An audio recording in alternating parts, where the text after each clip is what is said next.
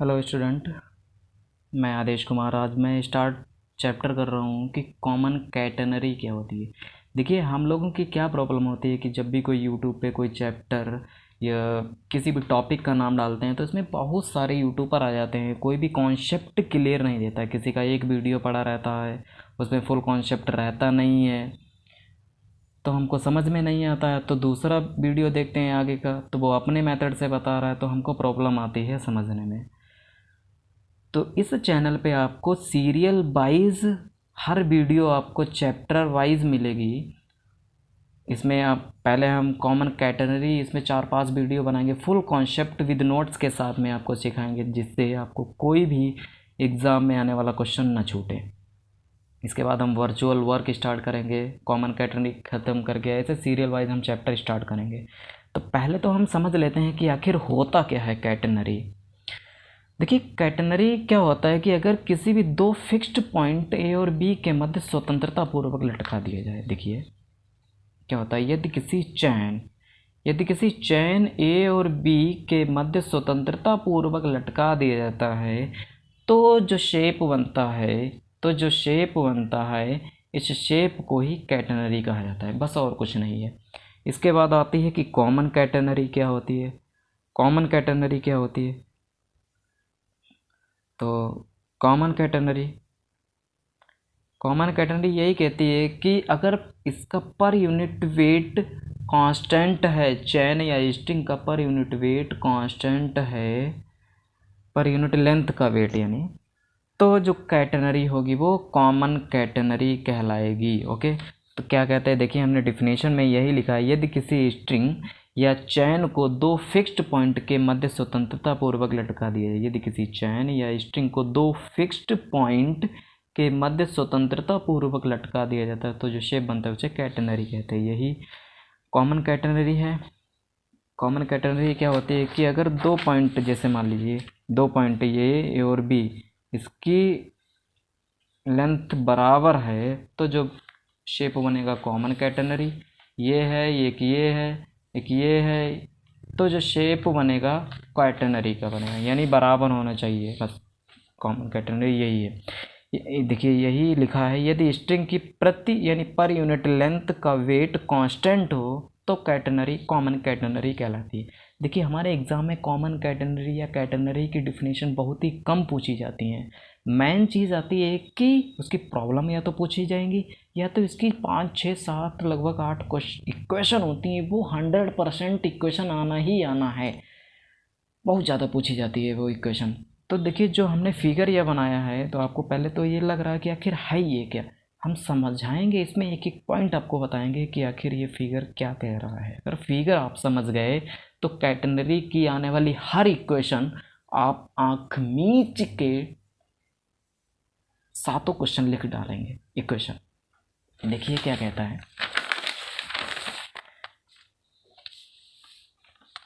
देखिए अगर दो फिक्स्ड पॉइंट, यदि कैटेनरी क्या कहती है, यदि किसी कैटेनरी को दो फिक्स्ड पॉइंट P और Q के मध्य लटका दिया जाता है, ठीक है, यानी x और y हम खींच लेते हैं, x ये रहा, y ये रहा, सॉरी ये रहा x, ये रहा y। यहाँ पर एक टेंजेंशियल हम खींचते हैं, टेंजेंशियल भाई आजा आजा, टेंजेंशियल आजा, ये आ गया। तो ये मान लेते हैं बिंदु R, ये मान लेती हैं पॉइंट U। टेंजेंशियल हमने खींचा तो इसे साई एंगल बनाएगा, तो यहाँ पे इसे टच कर रहा है। अगर इसे मान लीजिए कोई पॉइंट M मान लीजिए, अगर इसकी लेंथ S है, ये मिनिमम पॉइंट है C, तो एक नीचे की ओर लटकी है, तो नीचे की ओर लटकी है, इसमें टेंशन कार्य करेगा। इसका मान लीजिए टेंजेंशियल टेंशन T की डायरेक्शन में कार्य कर रहा है, T टेंजेंशियल की डायरेक्शन में कार्य कर रहा है। मिनिमम पॉइंट पर टेंशन T0 है, अगर मान लेते हैं हम T0 है मिनिमम पॉइंट, ये आपका मिनिमम पॉइंट हो C, तो इसके कोऑर्डिनेट क्या होंगे, निर्देशांक 0,c होंगे। ओके, तो A लेंथ है यस। ओके, ये मान लीजिए इसका, अगर इसका हम वो खींचते हैं 36 घटक, इसका 36 घटक वो T cos psi। और इसका ऊर्ध्व घटक होगा यानी टी साइन साई। ये हम ऐसे गिरा देते हैं, ऐसे करके नीचे करके इसे मान लेते हैं पॉइंट एन। ओके, तो चूंकि हमने क्या माना है, पर यूनिट वेट का वेट कांस्टेंट है, यानी पर यूनिट लेंथ का वेट कांस्टेंट है। अगर इसकी लंबाई है यस, अगर इस यानी डब्लू वेट नीचे की ओर लटक रहा है तो इतनी लंबाई वाले का वेट कितना होगा, डब्ल्यू एस होगा भाई, डब्ल्यू एस होगा। अगर जैसे मान लीजिए हमें इसका वेट निकालना हो तो इसकी लंबाई है एल, नीचे की ओर लटक रहा है डब्लू, यानी डब्ल्यू एल टोटल वेट हो जाएगा। तो यही देखिए फिगर बना है, यही फिगर बना है। ओके, समझ गए। तो इसमें हमने लिखा भी है, यही बना है। इसका मिनिमम पॉइंट सी है, डब्ल्यू एस है, ऐसे टेंजेंशियल एंगल साई है। तो हमको निकालना क्या है, इसका एंगल साई एस है, ये पॉइंट मान लेते हैं एक्स, यानी x1/1 इसके पॉइंट रहेंगे। तो देखिए आगे हम बात करेंगे, पहले फिगर हमने लिखा क्या है, देखिए लेट पी और की दो फिक्स्ड पॉइंट हैं, लेट पी और की दो फिक्स्ड पॉइंट हैं, एक स्ट्रिंग पी सी क्यू, एक स्ट्रिंग है जिसका लोएस्ट पॉइंट सी है। ठीक है, स्ट्रिंग पर कोई पॉइंट एम है, स्ट्रिंग पर कोई एक टेंजेंशियल जैसे हमने खींचा तैसे हमको एक कट पॉइंट मिल गया एम, इसकी मान लेते हैं लंबाई ऐसे, यानी सी एम की लेंथ जो है एम है। पर यूनिट वेट का पर यूनिट लेंथ का जो वेट है वो डब्लू है, तो इसका टोटल वेट क्या होगा, डब्लू एस होगा, सी एम लेंथ का वेट होगा। तो आगे अब हम बात करते हैं, देखिए आगे बढ़ेंगे तो जब इक्विलिब्रियम पोजीशन आएगी, इक्विलिब्रियम पोजीशन में क्या करेंगे, देखिए ये नीचे की ओर लटक रही है, ये नीचे की ओर लटक रही है, तो इक्विलिब्रियम पोजीशन में हम क्या करेंगे कि इस बिंदु पॉइंट सी पर, लोएस्ट पॉइंट पर हॉरिजॉन्टल डायरेक्शन में टी नॉट, हॉरिजॉन्टल डायरेक्शन में टी नॉट टेंशन कार्य कर रहा है, एम पर टेंजेंट के डायरेक्शन में टी जो है टेंशन है, और गुरुत्व केंद्र में तो आपको पता ही है। देखिए कैटनरी के मिनिमम पॉइंट पर टी नॉट टेंशन है और यहाँ पर टी है आपका टेंशन, तो इसको संतुष्ट कौन करेगा, इसे थोड़ा सा आगे बढ़ाएंगे तो इसको संतुष्ट करेगा इसका 36 पॉइंट यानी टी कॉस साई, इसका 36 पॉइंट होगा ना, होगा या नहीं होगा, तो इसका ऊर्ध्व घटक भी तो होगा मेरे दादा, होगा या नहीं होगा, इसका ऊर्ध्व घटक ऊपर की ओर कौन कार्य करेगा, टी साइन साई। अरे लिखा नहीं है यार, ले लिख ले, तो यानी टी साइन साई, इसका ऊर्ध्व घटक टी साइन साई होगा, उसको कौन संतुष्ट करेगा, ये ऊपर की ओर ऊर्ध्व घटक है तो इसके नीचे की ओर वेट, टोटल वेट को संतुष्ट करेगा। टोटल वेट यानी है कितना, इसकी लंबाई है यस, इसकी लंबाई है यस, और इस तो इसका टोटल वेट कितना होगा, डब्ल्यू एस। भाई मेरे पर यूनिट लेंथ का वेट कितना था, पर यूनिट लेंथ का वेट था हमारा डब्ल्यू, चूँकि इसकी लंबाई है यस तो इसका टोटल वेट कितना हो जाएगा, डब्ल्यू एस। ओके, हमने क्या कहा था कि पर यूनिट लेंथ का वेट, यानी उसकी तब उसकी लंबाई कितनी थी, एक थी, तभी तो इसका टोटल वेट डब्ल्यू था। अब इसकी लंबाई हो गई ये यस, तो इसका टोटल वेट है डब्ल्यू एस। ओके, यही बात है, बस और कुछ नहीं है। नीचे की ओर डब्ल्यू एस का कार्य करेगा ऊर्ध्व घटक यानी टी साइन साई, हॉरिजॉन्टल की डायरेक्शन में टेंशन टी कार्य करेगा टी कॉस साई, इसको संतुष्ट करेगा टी कॉस साई, यही तो लिखा है, यानी टी नॉट को संतुष्ट करेगा, टी नॉट को संतुष्ट करेगा टी कॉस साई। ओके, यानी डब्ल्यू एस को कौन संतुष्ट करेगा, डब्ल्यू एस नीचे भैया है, नीचे है, डब्ल्यू एस नीचे है, तो डब्ल्यू एस नीचे, इसको संतुष्ट कौन करेगा, यानी टी साइन साई, उसका ऊर्ध्व घटक टी साइन साई।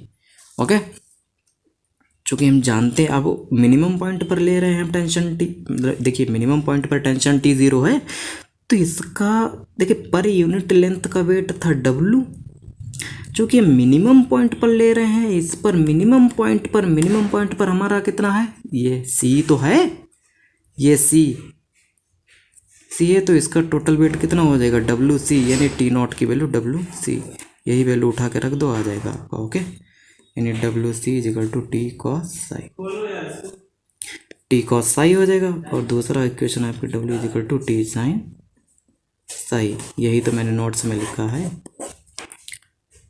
होगा। इसे डिवाइड कर देंगे W S upon W S upon C, यानी T sine C upon T cos psi. तो S upon C is equal to tan psi, S is equal to C tan psi. Equation number first मिली। यह intrinsic equation है, intrinsic equation है। Okay, intrinsic equation of common catenary की, common catenary की। Okay, तो पहली आपको equation मिलेगा इंट्रेंसिक इक्वेशन। समझ में आया या नहीं? देखिए, अब हम फिर से फिगर में देखते हैं। फिगर में क्या देखते हैं कि ये वाला हम ट्रायंगल उठाते हैं। कौन सा वाला? ये वाला, L L N M, L N M, L N M. तो एल एन एम ये वाली कितनी होगी भाई? ये बाई है टोटल, ये टोटल बाई है। तो एक छोटे से मिनिमम पॉइंट पर, मतलब सॉरी मिनिमम एम पर लेते हैं, तो इसकी हो जाएगी डी वाई। ओके, ये वाली कितनी हो जाएगी? डी एक्स, यानी टोटल इसकी एक्स है। तो ये वाली कितनी हो जाएगी? डी एस हो जाएगी भाई। ये नीचे इधर लटकेगा, तो टोटल लंबाई है एस, तो सूक्ष्म लंबाई लेते हैं डी एस। तो यानी एल एम एन उठाते हैं, तो यही लिखा है एल एन एम। ये वाली है डी वाई, ये वाली है D X is equal to D S. तो हम जानते हैं ये वाली equation, S is equal to C tan psi, S is equal to C tan psi की वैल्यू कहाँ से लिखेंगे हम? यही D Y upon D X is equal to tan psi होता है, हमको इस वाले एंगल से निकाल लेंगे। S is equal to C, अब इसका डिफ्रेंशिएट कर देंगे। डिफ्रेंशिएट किया मैंने, D S upon D X is equal to C D square Y upon D X square. अब देखिए डिफ्रेंशिएट जब मैंने कर दिया तो ये वाला हमको क्या मिल गया? D S upon D X is equal to C D square Y upon D X square. Okay, ये वाली इक्वेशन फिर से हम उठाएंगे इस वाले में, डी एस, सॉरी ये वाला डी एस है, तो D S upon D X is equal to sec, sec सही हो जाएगा C D square Y upon D X square. Sec को चेंज करेंगे टेन में, तो टेन में चेंज करेंगे तो one plus tan square psi आएगा, C D square Y upon D X square होगा। ठीक है, टेन साई से, चूँकि हमने क्या देखा था, D Y upon D X is equal to tan psi, यही तो देखा था। तो टेन साई की value D Y upon D X से नहीं रख सकते हैं? रख सकते हैं, काहे नहीं रख सकते हैं? तो वन प्लस इसे उठा के यहाँ पे पटक दिया, D Y upon D X, तो D Y upon D X is equal to P मान लेते हैं, यहाँ पे मान लिया हमने।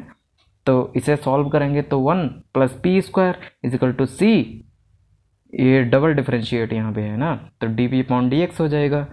तो डी एक्स को इधर ले आए और वन प्लस पी स्क्वायर को इधर ले आए।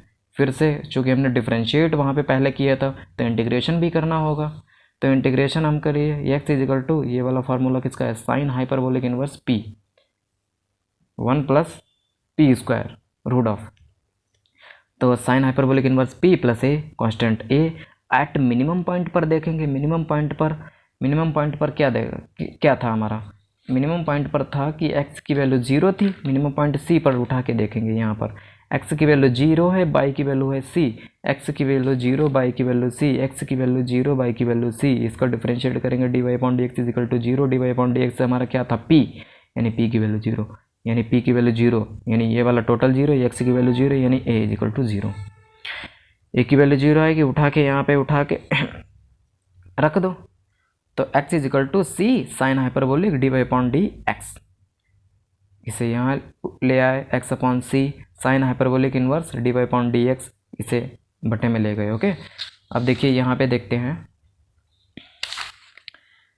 कि x upon C sine hyperbolic inverse D Y upon D X, ये हमने इतना सॉल्व किया था। साइन हाइपरबोलिक को इधर उठा के ले जाए, sine hyperbolic x upon C is equal to D Y upon D X. अब फिर से डिफ्रेंशिएट करेंगे, डी एक्स को तिरछे गुणा करेंगे, तो D X D Y upon D X by, यानी बाई साइन हाइपरबोलिक का इंटीग्रेशन करेंगे तो साइन का होगा cos hyperbolic x upon C. फिर से डबल इंटीग्रेशन मतलब डबल डिफ्रेंशिएट करेंगे इसका, चूँकि 1/c कांस्टेंट बचा हुआ है ना, तो 1/c हो जाएगा इसका, x अपॉन सी सॉरी। तो k फिर से एट मिनिमम पॉइंट फिर से हमको मिल गया y is equal to C cos hyperbolic x upon C, k constant फिर से मिल गया, तो कांस्टेंट मिल गया तो क्या हुआ? मिनिमम पॉइंट तो है ही हमारा।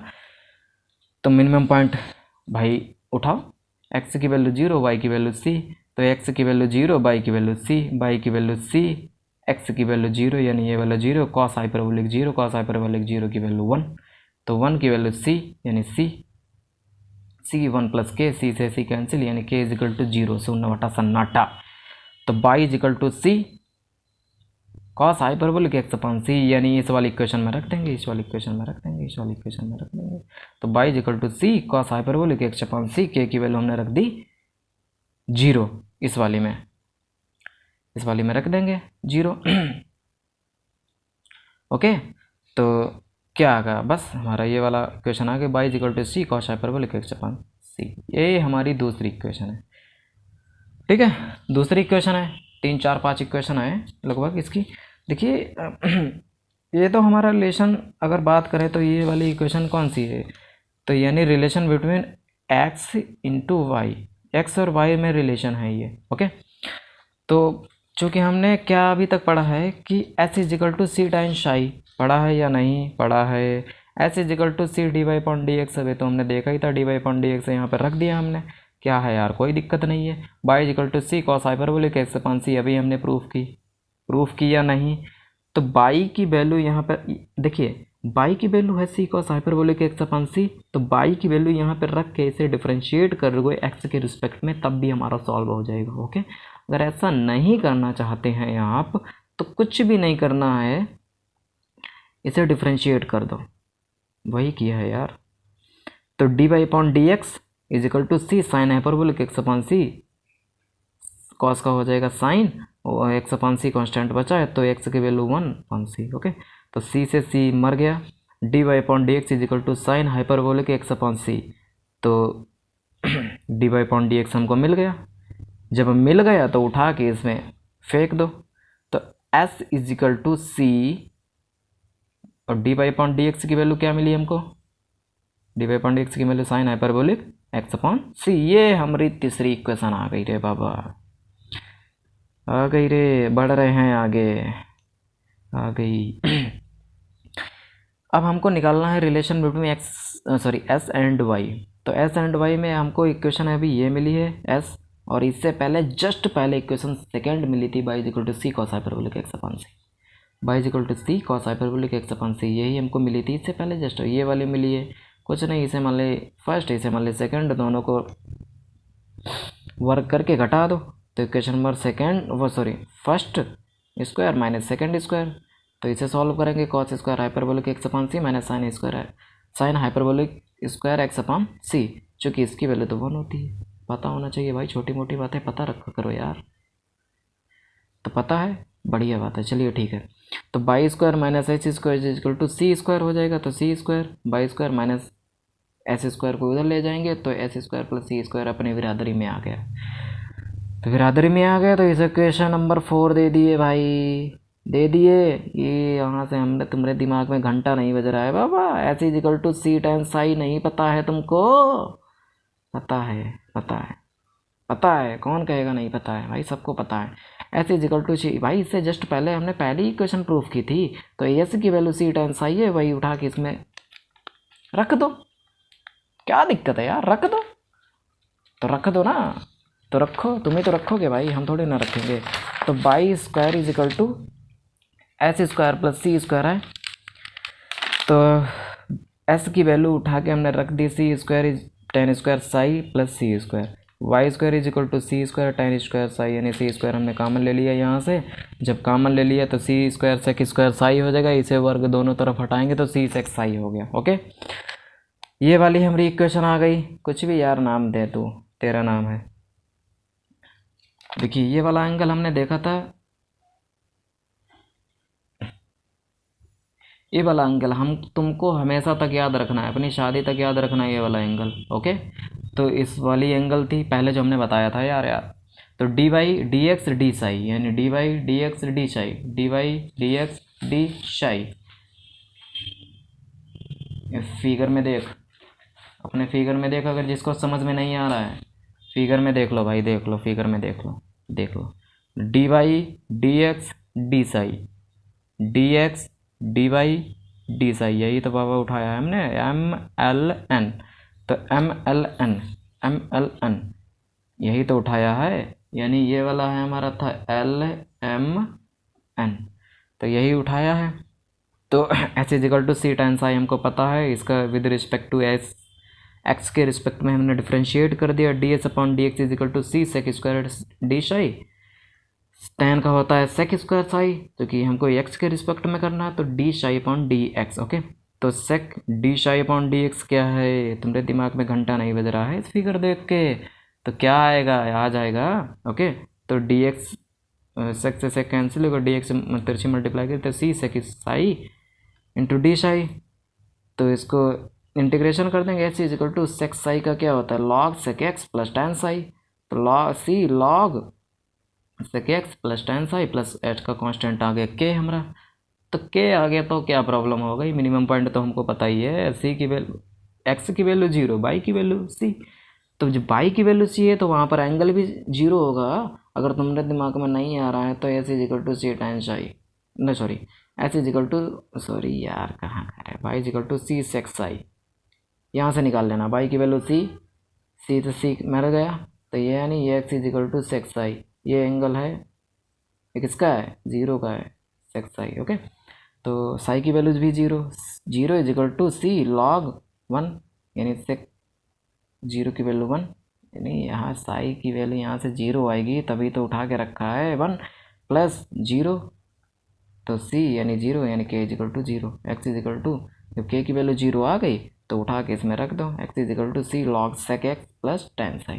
देखिए रिलेशन अभी हमने प्रूव किया है एक्स एंड साई, अब हमको प्रूव करना है कि एक्स बाई और साई तीनों में रिलेशन आखिर क्या होगा, टेन साई। यही वाली तो इक्वेशन हमने प्रूव की है अभी, तो ये वाली प्रूव की है, तो X is equal to C log sec psi की वैल्यू तुम्हारे दिमाग में घंटा नहीं बज रहा है, पहली इक्वेशन हमने देखी थी S is equal to C tan psi, Y is equal to C sec psi. देख जब तुम सीरियल वाइज से अपना लिखोगे तो 100% तुमको समझ में आना ही आना आएगा, वादा करता हूँ मैं। तो S is equal to C tan psi हमने तुम्हारी आंखों के सामने, दोनों आंखों के सामने प्रूव किया था अभी। By is equal to C sec Sai, ये भी हमने प्रूव किया था। तो बाई पान सी सेक साई की वैल्यू मिलेगी या नहीं, हमको मिलेगी, काहे नहीं मिलेगी भैया, इनके ससुराल वालों से जाओ बोलो कि सेक साई की वैल्यू हमको दे दो, तो ये कहेंगे ले जाओ बाई पान सी, मिलेगी तुमको, मिल गई। यहाँ से कितनी आएगी, एस अपॉन सी, तो वाई सेक साई की वैल्यू मिली हमको, सेक साई की value Y upon C, tan psi की वैल्यू एस अपॉन सी, तो C log Y plus C, यानी सी इसका ले लिए वो भाषा। तो X is equal to C divide में लाते हैं, तो S upon C is equal to log Y plus S upon C. तो तुमने ये वाला भैया नहीं पढ़ा है, जब लॉग इधर आएगा तो ई टू द पावर में चढ़ जाएगा, तो ई टू द पावर में चढ़ गया तो बाई प्लस एस, ये वाला देखिए Y plus S upon C आएगा, सी आएगा E to the power X upon C, तो बाई प्लस ये वाला सी यहाँ के चला गया, यानी तभी लिखा है C E to the power X upon C. देखिए पहली इक्वेशन हमने फर्स्ट इक्वेशन में क्या पढ़ा था कि T cos psi is equal to W C, पढ़ा था या नहीं पढ़ा था, पढ़ा था या नहीं पढ़ा था, पढ़ा था। तो T cos psi is equal to W C, T is equal to W C, और सेक साई को उठा के इधर लाओ, सॉरी कॉस साई को इधर उठा के लाओ तो सेक साई हो गया। ओके, तो T is equal to C sec Sai, तुम्हारे दिमाग मेरे घंटी नहीं बजा रहा है, कोई बजा रहा है, अगर तुमने पढ़ा होगा तो बजेगी, हर बार में बजेगी। ये वाई की वैल्यू बाई है, डब्लू बाई, यानी हमको क्या मिला कि जो टेंशन टी कार्य करेगा, टेंशन टी कार्य करेगा वो वाई जो लंबवत बाई होगा उसके समानुपाती होगा। क्या इसका मतलब है, यानी जितना ही बाई ज़्यादा होगा उतना ही टेंशन कार्य करेगा।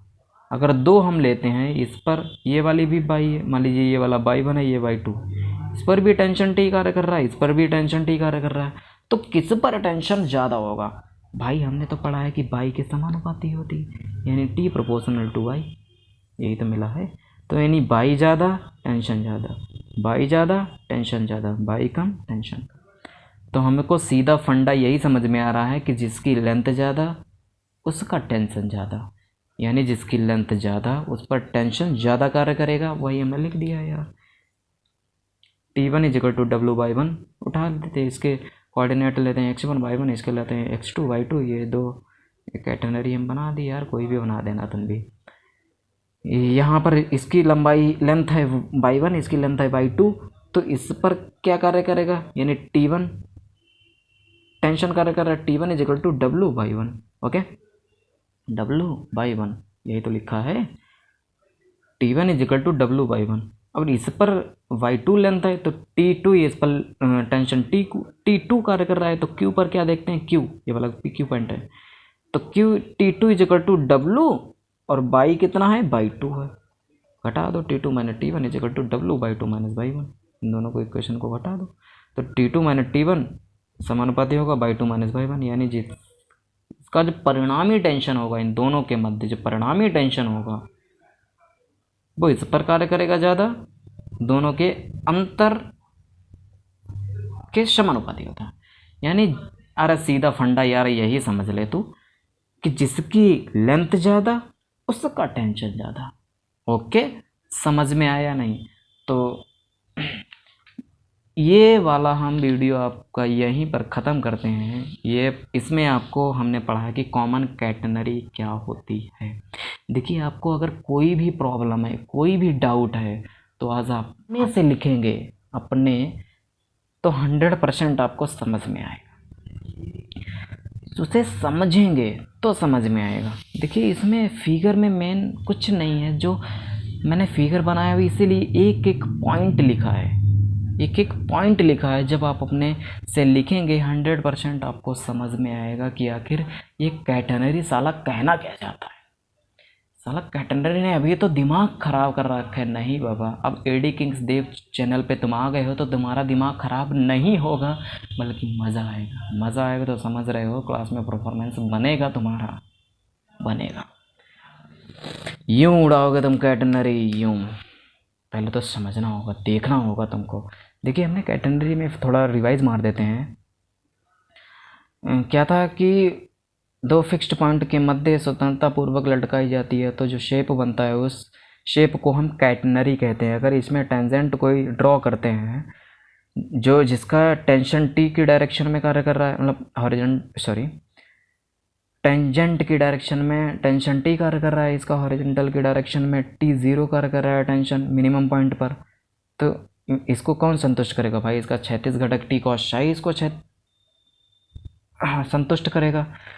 इक्विलिब्रियम पोजीशन में क्या होगा, और dy यानी WS, देखिए इसकी लंबाई कितना, पर यूनिट लेंथ का वेट कितना था, W, इसकी लंबाई है S, तो इसकी टोटल वेट कितना होगा, WS होगा।